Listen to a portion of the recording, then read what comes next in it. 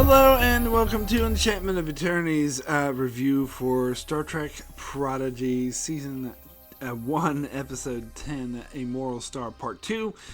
This video is part of a series of videos where I review episodes of Star Trek Prodigy. So I have to start with a spoiler warning, blah blah blah. Prodigy, why are you watching this video if you haven't watched the episode yet? So, I'm going to try to make this brief because I got quite busy, got a lot of stuff going on, and I kind of find it a burden, actually, to come on and review this episode. But hey, you know, I'm committed. I'm a completionist. I said I'd review every episode of Prodigy, so here I am. And this episode was okay.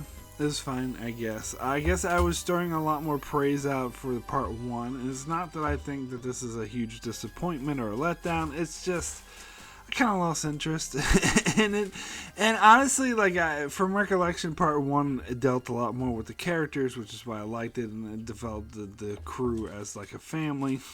Where this just felt like a silly cartoon action thing, where there's a lot of cartoon action, and I didn't really have that same connection with the characters involved, and it seemed a little silly at the top. The whole evil Janeway thing threw me off. Now we did get the big reveal, which I'm not very clear on, to be honest, where the diviner said that the Federation was responsible for the death of his planet, and because the planet was split on whether or not to embrace the Federation, and so it caused a civil war that devastated the planet, and so he blamed Starfleet for. You know what this reminds me of a bit, and I kind of assumed this would be the case. It reminds me of the episode of Voyager. I think it's called Friendship 1, where there was this probe that humanity sent out into space, and it made its way to the Delta Quadrant, and had instructions to make antimatter. And so this dumbass alien species gets the probe, and they go, "Oh, let's make antimatter," and they fuck it up, and they destroy their civilization. They're like have to live underground. They're all sick from radiation. So when Voyager shows up, these idiots very obtusely blame Voyager for it and think it's like an invasion, when it's actually they taking no self-responsibility whatsoever, when it was their dumbasses that caused the disaster. Now, should humanity send a probe out with that kind of information? No, but still, it's not entirely their fault, and these idiots needed to take some self-responsibility. And it's not as bad with this situation, but it does seem like the Diviner is still being obtuse, just like those idiot aliens were, because, the Federation didn't tell these freaking people to have started a civil war that killed each other. It's not their fault that this alien species is too dumb to, they tried to kill each other just over the fact that the Federation exists. And so it seems a bit ridiculous. And I guess I didn't really get what the fuck his plan was. It was to wipe out the Federation, but was it for revenge? Because I thought I heard him mention time travel. Was it he's going to go back in time and wipe out the Federation, or use this weapon that made it so the Federation never existed in the first place? I think that's what I got from it. And so, but come on, Diviner, come here. Let me tell you something. If your idiot race wiped itself out over a civil war over the Federation, then if they never meet Starfleet and the Federation, they'll find some other reason to start a civil war and wipe themselves out. I'm sorry, that's and it's just possible that you could have an idiot like the Diviner who actually thinks that's the case, but I don't know. I find that whole thing a little bit of a disappointment, a little bit of a stretch.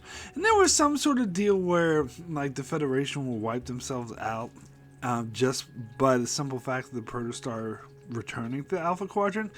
I didn't really get the point of that either. Maybe someone will explain, "Oh, Mark, you're an idiot. You missed in the episode." I don't know. I didn't get that.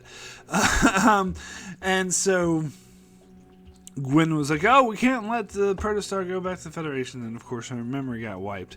Oh, by the way, I did think the whole thing was Zero, making the Diviner go mad by revealing I guess their self to, I don't know the gender of Zero, but anyway, revealing their self to the Diviner because Medusan And Medusans have been shown to do that, and that was a really good payoff for that.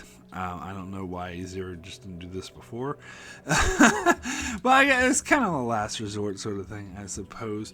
But you know, and then Doll kept saying to Gwen, "Look at me, look in my eyes, don't look there." But she ended up seeing the reflection on his comm badge. Here's a thought. Close your fucking eyes. Why didn't she just close her eyes? I don't know. Anyway, and I thought that whole thing with, oh, he sees the reflection was dumb. And it just is enough for plot convenience so that she's fine, but she just forgets the important piece of information that they need to know, not to take the Protostar back to Starfleet, which is what they're going to do. So it sets up this cliffhanger. I am glad that the Diviner is defeated. He's gone mad. His minions killed. Don't bring them back. Please do not bring them back. I never liked them. I'd be so glad if the show moved on from them. And then we have like the cat and all the other slaves being freed, which I did think it was kind of funny. It was like, hey, you can talk. We can finally talk to each other. Oh, I love you, man. And Doll's like, stop it. We don't have time. Like, that I did find funny.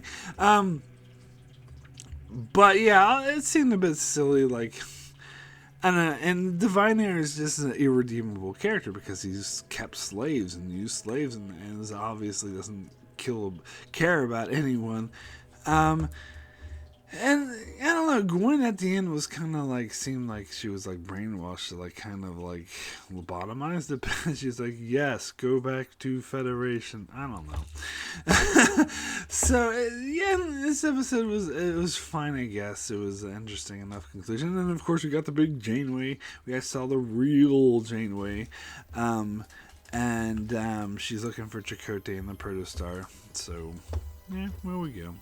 Whatever, away you go. I'm interested enough to definitely keep watching this show, but I'm not going to be on pins and needles. Oh, I can't wait for this to return. But I'm the same way with Discovery anyway. So my rating for this episode here, out of 10, I guess I'll give it 7.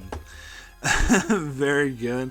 I almost give it an 8. I would give it a 7.5, but I'm not doing that. 7, so whatever. It's fine.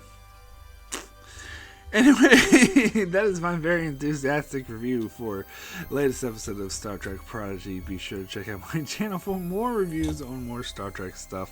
Sorry, I just got a lot of big videos in the work now, so I've just been slaving away at them and I'm a bit tired. So, didn't have much time and energy to put into this video, but thank you so much for watching. Anywho, and of course, Discovery returns next week, and I'll be back to cover that, as well as covering other shows such as The Expanse, Star Wars: The Clone Wars, and all things Star Trek. If it's not Star Trek, it's crap!